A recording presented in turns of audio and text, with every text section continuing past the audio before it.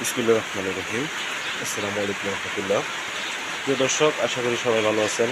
যারা যেখান থেকে ভিডিও দেখতেছেন সবাইকে অন্তরস্থল থেকে আন্তরিক প্রীতি এবং ভালোবাসা।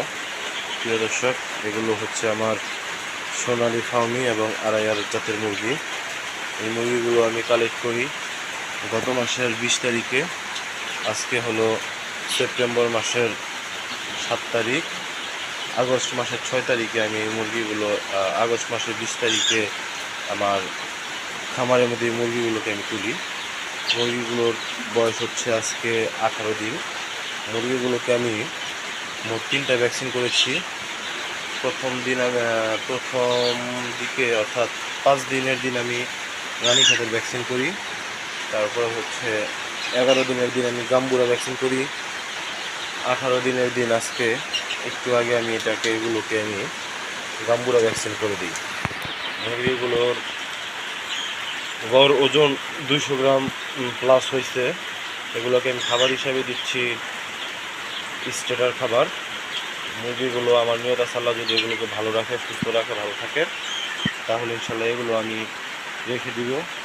কারণ আড়াইয়ার জাতের মুরগি ডিমের জন্য মাশাআল্লাহ খুবই উপযোগী, খুবই ভালো। প্রতি বছর 300-র মতো ডিম পারে আড়াইয়ার জাতের মুরগি। মিশরীয় ফার্মি আলহামদুলিল্লাহ ডিমের জন্য খুবই ভালো। সোনালী মুরগিতে আমি দেখেছি তুলনামূলক একটু কম ডিম পারে, তাই সোনালী মুরগিতে আমি রাখতেও পারি অথবা বিক্রিও করে দিতে পারি। বাহিরে বৃষ্টি হচ্ছে, তো সকাল সকাল বৃষ্টি হওয়াটা এবং ভ্যাকসিন দিয়ে দিলাম আমার মতে ভালো হয়েছে। কারণ ভ্যাকসিনটা একটু ঠান্ডা অবস্থায় দিতে হয়, আর যেহেতু এখন বাহিরে বৃষ্টি হচ্ছে, তো আলহামদুলিল্লাহ এটা একটা প্লাস পয়েন্ট। আর মুরগিগুলো আমি কিভাবে যত্ন করি, কোন কোন খাবার দিই বা এগুলোর কেমন ওজন হয় এগুলো জানাবো। মুরগিগুলোর একটা সমস্যা হয়েছিল, অ্যান্ড্রোনাইটিসের সমস্যা। কারণ আপনারা জানেন হয়তো বা অনেকেই যে 15 থেকে 25 দিন অথবা 30 দিন এই বয়সে মুরগিকে অ্যান্ড্রোনাইটিস আক্রমণ করে। তো অ্যান্ড্রোনাইটিসের জন্য আমি একটা অ্যান্টিবায়োটিক ব্যবহার করি। তো আলহামদুলিল্লাহ ফুটাফুটির পরিমাণটা অনেকটাই কম, আর পায়খানাটা আমার কাছে একটু এখনও ক্লিয়ার হয় নাই মনে হচ্ছে।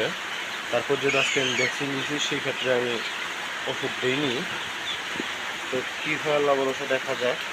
আর অবশ্যই আপনাদের মুরগির যদি কোনো সমস্যা থাকে বা সমস্যা হয়, নিজে থেকে কোনো কিছু না করে ডাক্তারের সাথে পরামর্শ করে নেবেন। আর বাড়িতে আপনারা সবাই পারেন 10টা-20টা করে মুরগি পালার জন্য। যদি 10টা মুরগি পালেন তাহলে আপনাদের বাসার বাড়ির ডিমের যে চাহিদাটা আছে ওইটা আশা করি ইনশাল্লাহ পূরণ হয়ে যাবে। কারণ এগুলো ডিমের জন্য খুবই মাশাআল্লাহ আল্লাহ দিলে ভালো।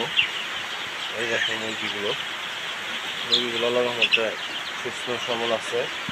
আরেকটা সমস্যায় পড়ছিলাম, সেটা হচ্ছে মুরগিগুলোর আপনার একটা মুরগি আমার দাঁড়াতে পারছিল না।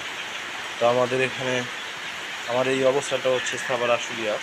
আমার পরিচিত একজন ডক্টর রয়েছে, মুরগি ডাক্তার, পোলট্রি কনসালটেন্ট, ওনার আইডি নাম।